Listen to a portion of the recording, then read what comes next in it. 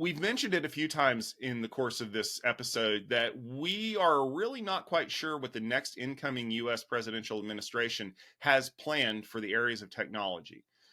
But currently, the US Department of Justice is actively pursuing antitrust investigations with many prominent tech firms.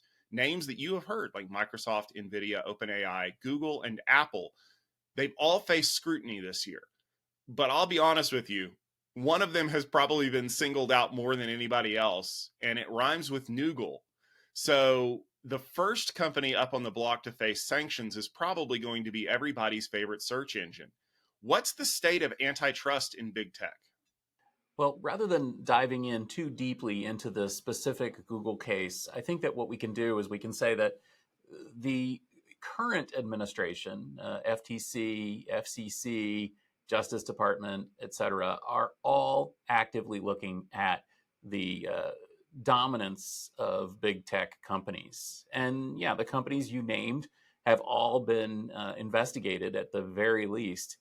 Now, we have heard of specific investigations with the FTC asking companies to provide information that included companies like Microsoft, NVIDIA, and OpenAI, Meta, Google, et cetera, earlier in this year. But it's not entirely clear which direction the Department of Justice is going to go. It's also not entirely clear what happens with these cases after the new administration comes in. Now, it might be easy to say that all of these things are going to be washed away because the new administration is very pro-business and pro-Silicon Valley, and they're going to, kick out Lina Khan and the rest of the crew over there. That's not necessarily true. Many of these investigations actually began in the previous Trump administration, or at least have their roots there.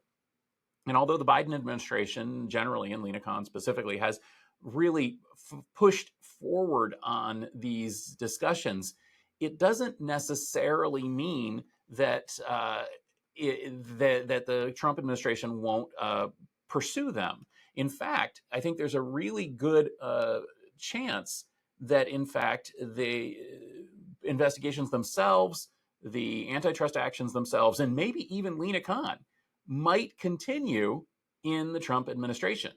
After all, the same people that are suggesting that big business should operate without scrutiny and without as many rules and regulations are also the ones that say that these big tech companies should have legal pursuits against them for various gripes and grievances. I think that if somebody walked into Trump's office and said, should we pursue a case against Google for antitrust, he might be probably willing to say yes. So we'll see where these things go, just like we will see where, for example, the acquisition of Juniper by HPE goes. And it's not entirely clear that they will end up being scrapped. That being said, the Google action is actually proceeding a lot quicker. So as we discussed back in November, the Department of Justice has asked a federal judge to require Google to break up its Chrome and advertising and Android Google Play monopoly.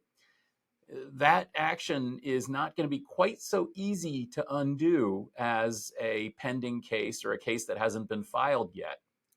And this could have major impact on Google generally, as well as a lot of the enterprise tech that the company is involved in. So we shall see what happens with the DOJ.